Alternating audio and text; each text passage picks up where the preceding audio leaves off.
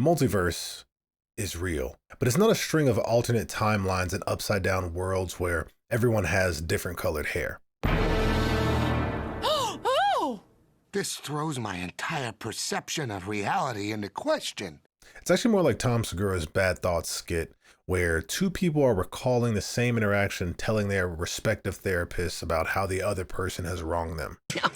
That bag is not going on my plane. Oh, I'm sorry, sir, and I apologize in advance for the inconvenience, but we are gonna have to check your carry-on. It's in your mind. The way you see events play out compared to those around you in contrast to what actually transpires. I've carried this luggage onto planes dozens of times. This is preposterous. How dare you be so ignorant and rude? In this video, we're going to talk about the algorithm of experiences, our interconnectedness as a species and as a world, and a way forward navigating through the thorny bushes of our biases as well as others. Have you ever met someone and thought, who raised you? Me too. But once I saw how we all live in our own mental multiverse, as I like to call it, I stopped, or at least I try. Because when we see life differently, you live it differently. I love comedy, and offensive and dark humor is my favorite. My only stipulation is that it has to be funny and attempted in good faith. But in my opinion, common stereotypes are just low-hanging fruit. So when a white coworker made a deadbeat dad joke to me as a black man, I almost took offense. And I had to remember that he had previously mentioned in passing that his dad walked out on their family when he was very young. My offense disappeared immediately. In The Myth of Normal by Gabor Maté, he extensively covers addiction, trauma, and illness and how they often are linked back to childhood and life experience. Quoting the Buddha, he writes, "Everything has mind and lead, has mind in the forefront, and is made by the mind." He adds, "Before the mind can create the world creates our minds." Put Gabor's way, the world we receive becomes what we believe, and if you believe that it's a dog-eat-dog world, well, then you are or will become a dog. The Myth of Normal introduced me to ACE studies, which is Adverse Childhood Experiences, which if you're unaware, might surprise you. From this resource provided by the Substance Abuse and Mental Health Services Administration, you can see how abuse, divorce, violence, racism, bullying, poverty, and so many more factors increase your risk for addiction and disease. 5 or more ACEs make you 7 to 10 more times likely to use and abuse illicit substances. And even just 4 can make someone 12 times more likely to commit self-checkout. We can't just look at our current circumstances, job, relationships, finances, etc., for reasons why someone might choose that route. Even when someone overcomes their adversity, that strength often comes from living through it. As the study says, people who have these experiences can also build resiliency, heal their trauma, and work towards recovery. Think about 2 siblings with an alcoholic parent. One sibling might grow up and repeat those patterns of alcoholism. The other one may not ever touch alcohol to begin with. Life is a canvas, experiences are the paint, and our actions are the paintbrush. What you do with the paint is up to you, the painter. Let's play a game. Who is Spider-Man to you? Is it Peter Parker, Miles Morales, Tobey Maguire, Andrew Garfield, Tom Holland? And what determines that choice? It's likely based on which one you like the most, grew up with, how old you are, whether or not you read comics or just watch movies. Maybe you find one of them more attractive than the other. If you're young and black or brown, you'd likely think of Miles Morales. Life experiences are algorithmic. Each one adds a parameter to the string of code that alters how the program, i.e. life, is read in the future. If you don't understand that, you'll make the mistake of assuming that everything happens as a standalone event. The way one parent raises the firstborn child is different from the second, and so on and so forth. Each child experiences a different upbringing, no matter how similar, but even twins are varied. Many studies from multiple countries have shown that 30 to 50% of twin pairs have varying personalities and worldviews despite being raised in the same environment and at the same time. Even conjoined twins can see this dynamic, as an article in People magazine points out about conjoined twins. They have separate friends because they have different personalities. Inde is outgoing and extroverted, she's out there and loud, and Miriam is contained and contemplative. Even sharing the same body doesn't equate to the expression of the same interpretation of experiences. If you or a friend or relative looked up at the clouds and said what you saw, they would likely see different formations than you would. nature's own Rorschach test. Our eyes capture what our minds want to see. This is why eyewitness testimony is the leading cause of wrongful convictions. Our mind wants to solve a problem, so our eyes see a solution, even if it isn't there. The Innocence Project reports anywhere between 60 and 75% of wrongful convictions are based on faulty eyewitness testimony, overturned by better, more consistent evidence like DNA. An experiment was done in 1974 by psychology professor Robert Buckhout, where a woman was mugged on a New York City newscast in a 13-second video clip. Viewers saw a man grab a woman's purse, knock her down, and then run face forward toward the camera. Viewers were shown a lineup of 6 men who resembled the attacker and a phone number to call to identify which lineup member, if any, was the real perpetrator. Of the 2,000 callers, only 14% of viewers made a correct positive identification, about the same amount that would have gotten it right by simply guessing. An event called Miracle of the Sun event from 1917 in Fatima, Portugal, where people saw the sun dancing in the sky, that is believed to have been caused by a phenomenon called a sundog, which is a concentrated patch of sunlight that is occasionally seen to the right, left, or even on both sides of the sun simultaneously.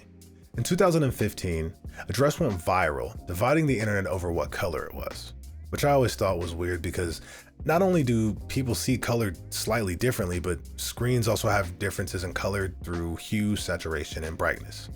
But you tell me, is it black and blue, or is it white and gold? These are the same experiences, but different interpretations. As Dave Chappelle said, you have to be wise enough to know when you're living in your dream, and you have to be humble enough to accept when you're in someone else's. Each of us is a character in our own show, running an endless crossover episode called Life. Homer, you've got company. We cannot live in a vacuum. Each one of us needs the other in some way, shape, or form. A barista calls in sick, and with nobody there to cover the shift, all of a sudden, we're all stuck in line 20 minutes late for work. Pro tip from a former manager, by the way, bring snacks for the group if you're gonna be late. Your tardiness might be overlooked. My thing was donuts. I'm late, but I brought donuts. Most of what we're made of is the same. We share 99.9% of DNA with each other, leaving only 0.1% for the stuff that they put on your ID, the stuff that makes us look different. 1,000 workers renovating a house. 999 work on the inside and make it look, feel, and function, usually for the most part, the same as every other home, while one guy on the outside is making it different from every single house on the planet. That's our DNA. We've always been connected as a species to a degree. Our groups are larger now, and with the digital world, the connections are becoming both easier and more complicated. I'm probably going to pronounce this wrong, but Thich Nhat Hanh, a Buddhist monk, was eating breakfast with a novice monk before giving a teaching, as told in his book, The Heart of the Buddhist Teaching. Dear one, do you see the cow on the hillside? She is eating grass in order to make my yogurt, and I am now eating the yogurt to make the Dharma talk. In a way, the cow is offering the teaching, the Dharma talk. And so with all this being said, how do we move forward? I have a metal poster over my shoulder on the wall here that you might see the bottom half of. It's a Stoic quote, and it's one of my favorites, and it says, "We suffer more often in imagination than in reality." The ego's doctrine of self-importance extends to suffering as well, amplifying our negative emotions unbalanced against objective truth. I was a manager at Outback Steakhouse for about 5 years. One of my pet peeves was when an employee always thought that they were the one being slighted in every situation.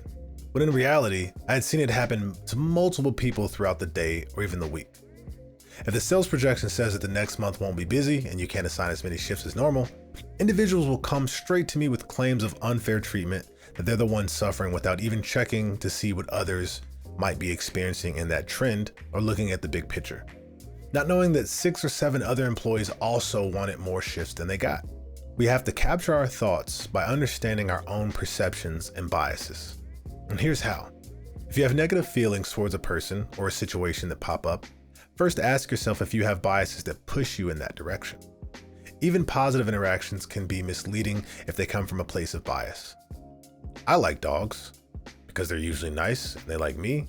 I see a little doggo and I go to pet it, not knowing that it was maybe abused or doesn't like to be touched by strangers. And if I get bitten for being reckless by not taking proper precautions of meeting a new dog, then it's my fault.